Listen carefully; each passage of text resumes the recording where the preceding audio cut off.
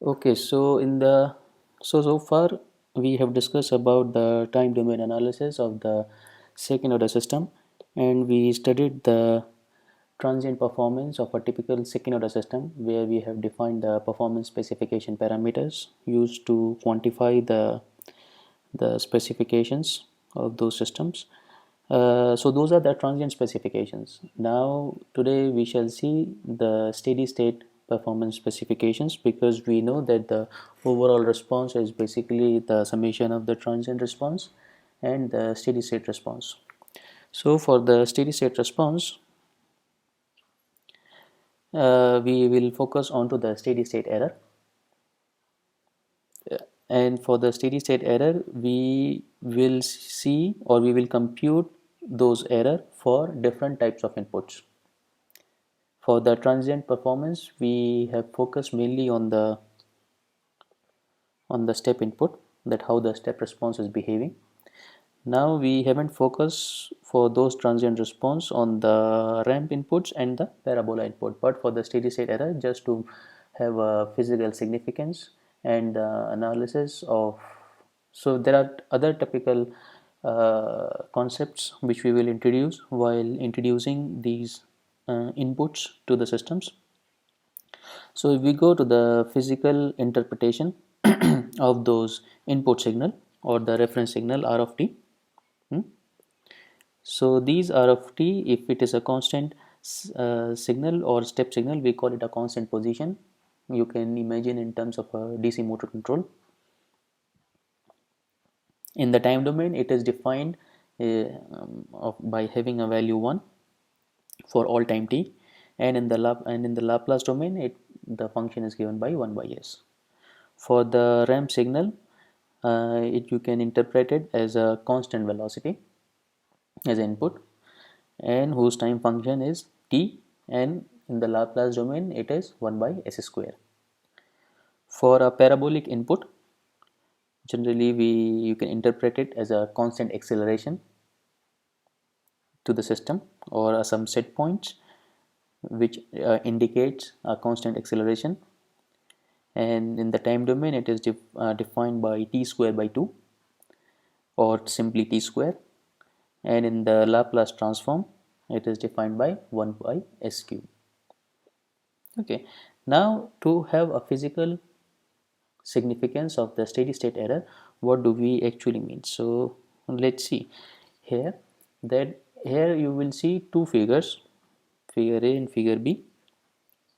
So in the first figure the input is a step signal, right? And in the second figure the input is a ramp signal. Hmm? So this is the input and here is the input. Okay, now here two outputs have been drawn. Let's call it a figure A and let's call a figure B.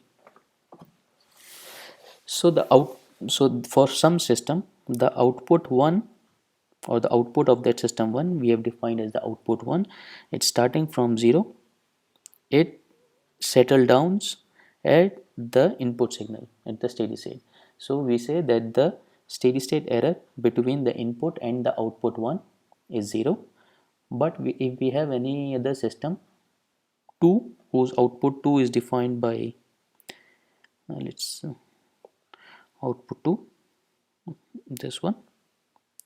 So you see that the output of the system has been settled down at some steady state value whose difference is now given by e to infinity.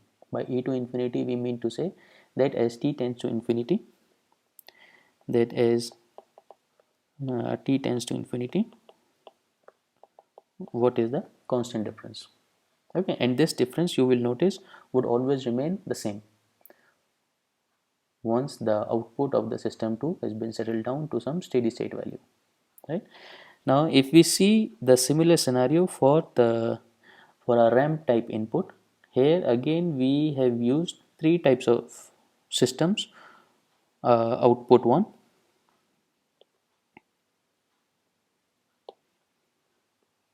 output 1, output 2 and output 3. So in the output one, let's zoom this figure so that you would be able to see clearly. In the output one, which is this line, you see that after some time it again overlap with the input signal. Overlap with the input signal, meaning to say that the steady state error between the output of the system 1 and the input is 0. Now if we see, there is some system, second system, whose output we have defined by output 2. Now you see that after some time there is a steady difference or the constant difference between the input signal and the output signal, which we have defined by e to infinity, and this difference would remain constant as the time progresses. But there could be other systems also. Let's say we have system 3 and the output of the system 3 is this one, where we are seeing now that the output or the difference between the output and the output 3 and the input signal is changing. It is not fixed for all time t, but still there is some steady state error. Okay, so for different types of inputs, step input, uh, ramp type input, and the parabolic input, we will see how you can compute the steady state error.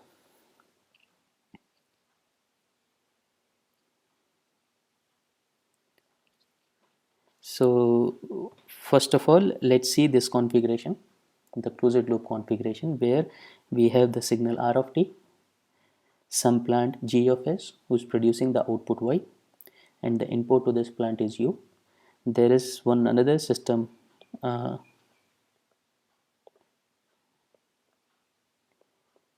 H,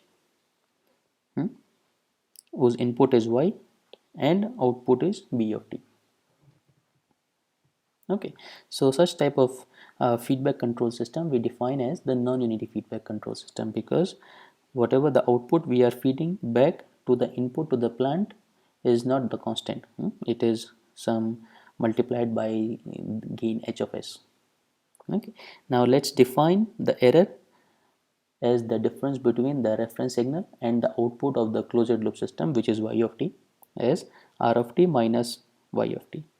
The steady state error, as we have seen earlier, is defined by ESS, which is error at steady state, is equal to as the value of E of t as the limit of as t tends to infinity.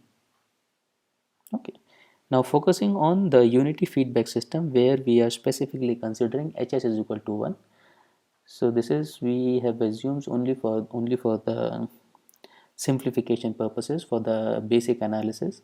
Afterwards, it is not necessary that you always need to consider that h of s is equal to 1. Okay, whatever the analysis we will see now, it will always be valid for any g of s or any h of s. Okay, so let's dwell a bit into the formula what we had derived. So E of ESS is given by this, what we have seen earlier. Now using the final value theorem, what we have studied in the class, we can see that this in the time domain can become equivalent to this expression in the frequency domain, where now we can equivalently compute the limit of S of Es as S tends to 0. Now there was one specific condition we had assumed, or which should be considered, that this error signal should be a stable signal. Because if it is not a stable signal, then it is there is no point to compute the value of E of t at t tends to infinity, because it would be infinite if it is an unstable system. Okay, only for the stable systems you can compute this value. Okay, now if we see this block diagram once again, where we have assumed h of s and we have this r of t. Now once we have h of s is equal to 1, we would have bt is equal to y of t. Okay, so what we are actually looking is this signal error, difference between r minus y. So if I compute this error signal E of s, then that's function in the Laplace domain is given by r upon 1 plus g, where r is also a function of s and g is also a function of s, multiplied by s coming from here. And now E of ss in the time domain can be equivalently computed by the limit of this function sr upon 1 plus g as s tends to 0. Okay. So this is the important formula which you should uh, note. Now the next point says that the steady state error, the steady state error depends on the number of poles of GS has at s is equal to 0. Okay, so this is a quite important one, that how the steady state error depends on the number of poles, because in terms of the number of poles we had earlier seen that how the transient performance is behaving. Only by the location of the poles and the number of the poles affects the transient performance. Now we see that the steady state error is also affected by the number of poles. Okay, so we will see how to compute it. So this number, basically the number of poles, denotes the type of the control system, or what we call the system type. So this is an important definition, because we have studied that how to compute the order of the feedback control system or the control system. Now we are introducing another definition as the system type, and this system type is different from the order of the system. This system type only is computed only on the number of poles g of s has at s is equal to 0 only. Okay, so let's take a couple of example. So in the first case we have g of s is equal to k times 1 plus 0.5 s divided by s plus 1 2s plus 1 s square plus s plus 1. Okay, now we see that the order of the system is 2 3 4 5. Now talking about the type of the system type is 1, because this transfer function has the pole, only one pole at s is equal to 0. Why we in the second transfer function we have g of s is equal to k times 1 plus 2s divided by s cube. So here the type of the system is 3, because we have 3 poles located at s is equal to 0. Okay, so in this transfer function the order of the system and the type of the system is the same. Okay,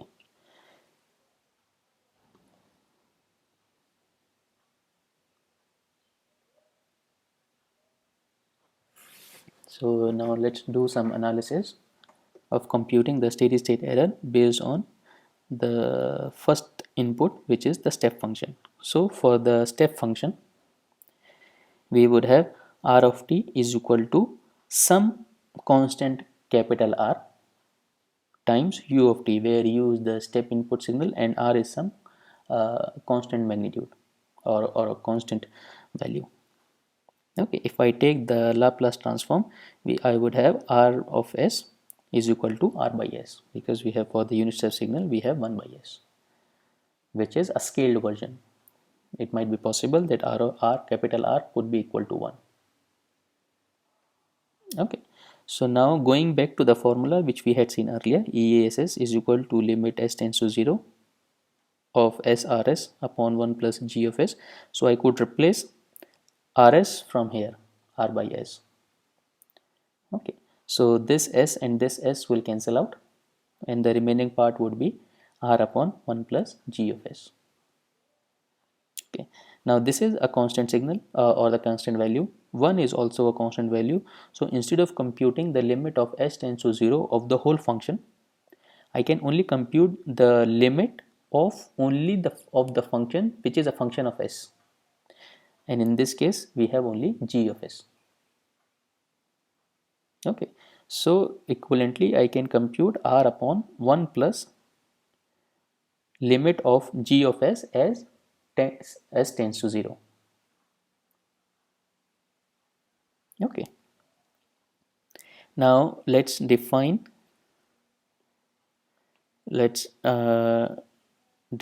this particular, because this would be some constant, right? This would be some constant, and let's define is as some kp,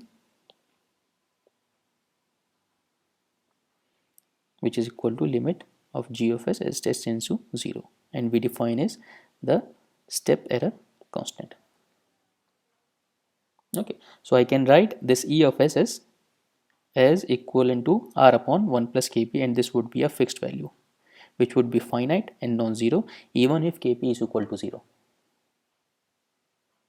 right? Even if kp is equal to 0, I would have uh,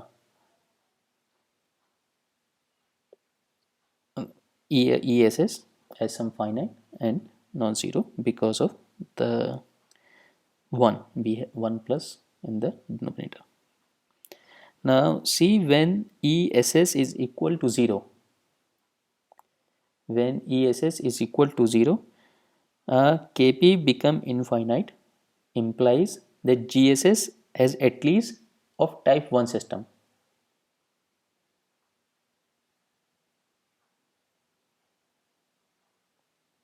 right? Or at least there is one pole at s is equal to 0.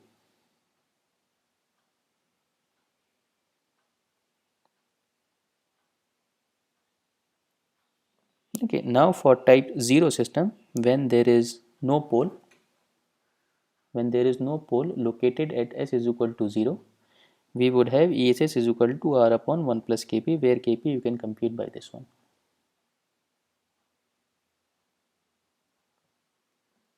Okay, and we have type 1 or higher, we would have ess is equal to 0. Okay, so you can analyze this here. Say for example, for some function g of s. Okay, let's take this some uh, I will define this by numerator polynomial n of s. Okay, and some if we talk about the type 0 system.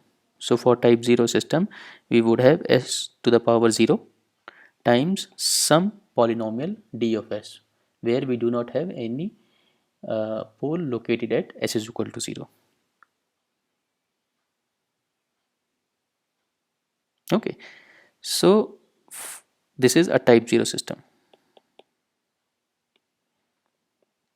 For type 0 system, you can always have a finite value of this function g of s. Okay, now seeing this, for let's consider type 1, I am writing this t1. Type 1 system, we would have equal to n of s divided by s to the power 1 some polynomial d of s. Okay, here you would have we once I put s is equal to once I put limit s tends to 0 for this function. So for this function, g of s would be a very high value, would tends towards to infinity. So kp would be infinity, and in that case ess would be 0. So for type 1 or higher order or higher type systems, where you could have s to the power 2, s to the power 3. So for all those systems, we would have ess is equal to 0. And this is what we have seen from here. So for example, if here we have, so see this expression what we have obtained earlier, ess is equal to r upon 1 plus kp. So ess can only be 0 when kp is of infinite value. Okay, because r and 1 are fixed constants, right? So this is with respect to step type input. Now if we do the same analysis with the ramp type input, here for ramp type input, we would have the reference signal r of t is equal to some fixed number capital R times t and a step signal us. Okay, for those for this time domain signal, the Laplace transform would be given by r upon s square. So substituting this r of s in the earlier formula, what we had seen, so you would let's write it once again here so that you would be able to visualize better. We have ess is equal to limit s tends to 0 srs upon 1 plus g of s. Okay, now once I substitute this r of s here, so I will have r upon s square. So one of the s will cancel out and another s will go into the denominator. So this is what we have obtained. Some fixed number r divided by s upon s plus gs. Okay, so again carrying out the same analysis what we have done in above. Once I compute limit s tends to 0, so this part s would go away, r won't be affected, so the remaining part would be again limit of function s times gs as s tends to 0. So for a ramp function input signal, we have this s included in for computing the limit of the function g of s. Okay, for the step input signal we have defined this function where we don't have the s as kp. Now here we define it as kv, and this kv is ramp error constant. Okay, so in that case it is not clearly visible here, so I would have ess is equal to r upon kv. Okay, where v is some ramp error constant. Now let's see if we have the type 0 system. Type 0 system, again, that there is no pole located at s is equal to 0. So for if there is no pole located at s is equal to 0, then this s won't cancel out.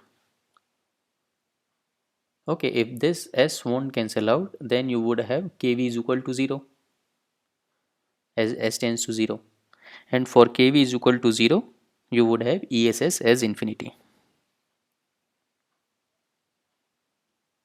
Okay, for type 1 system, your g of s would contain one s, one pole located at the origin, and that pole would be cancelled out with this s, meaning to say that there would be some finite value of this kv. So in that case we would have r upon kv, which would be some constant value. Okay, now similarly analyzing for type 2 system. For type 2 system, here we would have two poles located at s is equal to 0. So one of the pole would cancel out from here, and the remaining s would for the remaining s, once we compute the limit s tends to 0, I would have kv is equal to infinite. Okay, and when kv becomes infinite, I would have ess is equal to 0. And similarly this would happen if I have a higher type of the system. So for type 3, type 4 or higher type system, I would always have steady state error is equal to 0, because only one pole at the origin get cancelled out in the definition of kv. For other poles I would have kv is equal to infinity.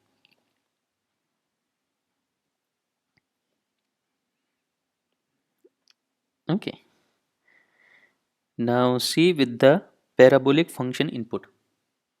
Okay, with the parabolic function input, here r of t can now be defined as some fixed number capital R or some scale r, t square by 2 us of t, and the Laplace transform of this signal r of s is given by r upon s cube. Okay, again substituting the r of s in the above formula, I would obtain E of ESS is equal to r upon limit s tends to 0 s square gs. So you see, depending on the input function type, the multiplication of s has been increasing while computing the limit s tends to 0. Okay, now this whole function I or whole value I define by this sum ka, which is the parabolic error constant, and this ka is limit s tends to 0 of s square g of s. Okay, and after substituting this k here, I would have ess is equal to r upon ka. Now let's analyze this uh, equation for different types of the system. So now let's say we have type 0 system. So for type 0 system, there won't be any pole located at the origin. So this s square would stay as it is. So once this s square s stay as it is, when computing limit s tends to 0, ka would always be 0. And when k is equal to 0, I would have steady state error as infinity. For type 1 system, again only one of the pole could cancel one of the s here, so one s would stay as it is, and in that case again we would have k is equal to 0, meaning to say steady state error is again infinity. For type 2 system, this s square would cancel out, and in that case we would have a constant number ka, and in that case we have steady state error as r upon k, which would be some constant. For type 3 system, so s square would cancel out, and there one of the s would remain in the denominator of this expression, and when computing limit s tends to 0, this ka would be infinite. So when ka becomes infinite, this steady state error would become 0. Okay, so not only for type 3 system, but for all the system which are having a type 3 or higher, for all those system we would have steady state error is equal to 0.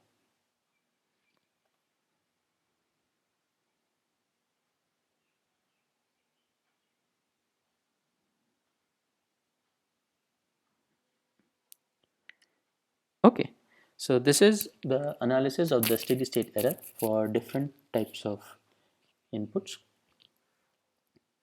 Now we can see that what is the relationship between the steady state error and the closed loop transfer function. So first of all, assume let we have some. So now we have here we have included another transfer function h of s, which we have assumed is equal to 1 in the previous analysis. So we have assumed that if I compute the limit of this function h of s tends to 0, I obtained h of 0, and let's define by some constant kh. Okay, and by assuming this, the physical significance is that h of s cannot have poles at s is equal to 0, right? So it also implies, or is it also equivalent to saying that h of s is a type 0 system, because we do not have any poles at s is equal to 0. So let's define this error, which would be a new error, let's say e tilde. So in this case we would have r minus kh times y. Kh is the constant at s is equal to 0. Okay, so and we always want this e tilde should be equal to 0 at the steady state. Now we define another error by dividing the whole expression by k of h by kh. So let's define this e is equal to r by kh minus y, and taking the Laplace transform, I would obtain e of s is equal to 1 by kh times rs minus ys, and taking 1 by kh const, as the common factor from this expression, I would have 1 minus kh. So here I have introduced m of s, where m of s is the closed loop transfer function y upon r. So I will write here as, because it is not clear, m of s is the closed loop transfer function y upon r of s. So this y and this r.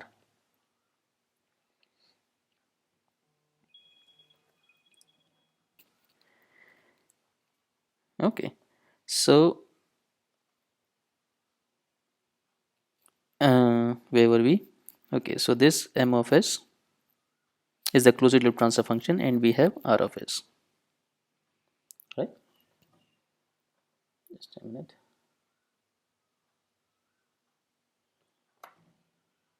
Okay.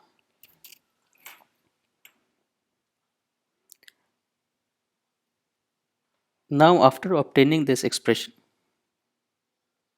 where e of s is given by this one, now here we assume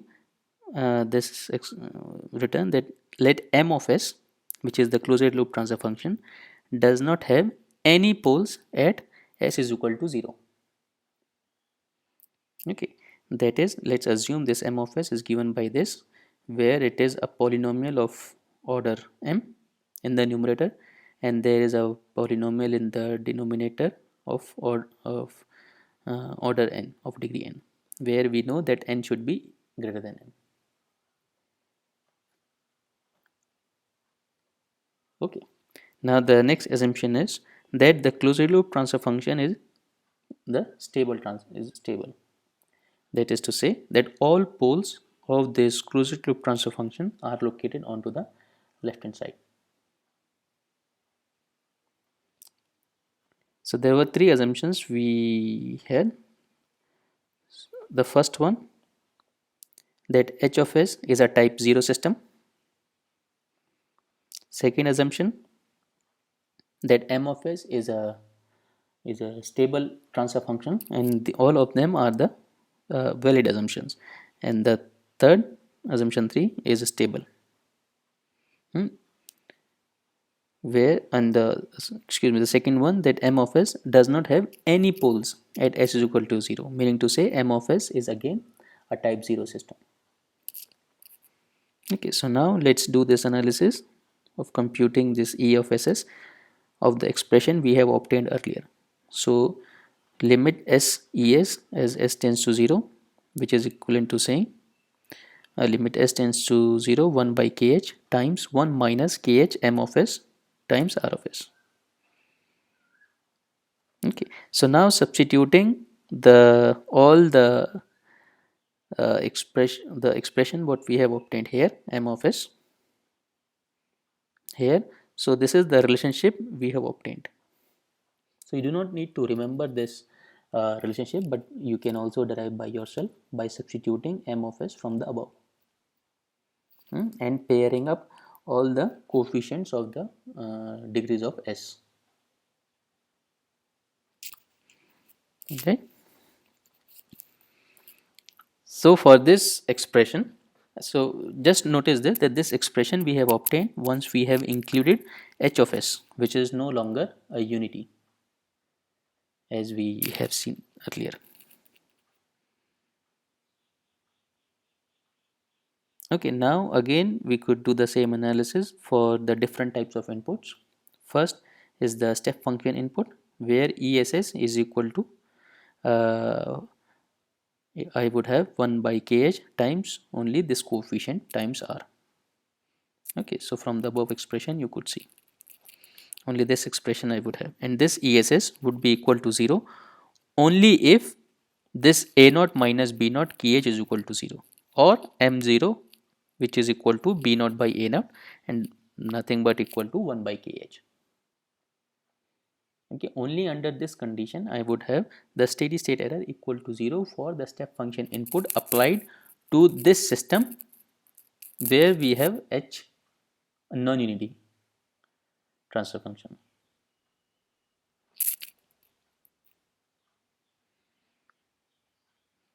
Okay, for the ramp function input I would have r of s is equal to r by s square, and again substituting the formula, into the formula, I would have ESS is equal to 0 if both these conditions are satisfied. That is to say, if both these coefficients of the power of S are equal to 0. Okay, and I would have ESS some a constant number if this part is equal to 0 but this coefficient is not equal to 0. Okay. It is the same type of analysis under the condition that h of s is non-unity now, and if both these coefficients are not 0, then in that case I would have ESS is equal to infinity. Okay, now similarly I could do the analysis for the parabolic function, where I have r of s is equal to r by s cube, and then by putting it into the formula again I could obtain the conditions or conditions under which my ESS either would be 0 or some fixed value and or would be infinite. Okay, so I think the same analysis uh, you could do here. Okay, so you could see the lecture note about how to compute the steady state error of the non-unity feedback when h of s has nth order 0 at s is equal to 0. Okay, nth order 0 as h is equal to 0, because in the earlier assumptions we had that h of s does not contain any uh, poles at the origin, but now here we are relaxing this assumption by uh, having h of s containing an nth order 0 at s is equal to 0. Okay, so again we you can do the similar type of analysis if h of s is a 0.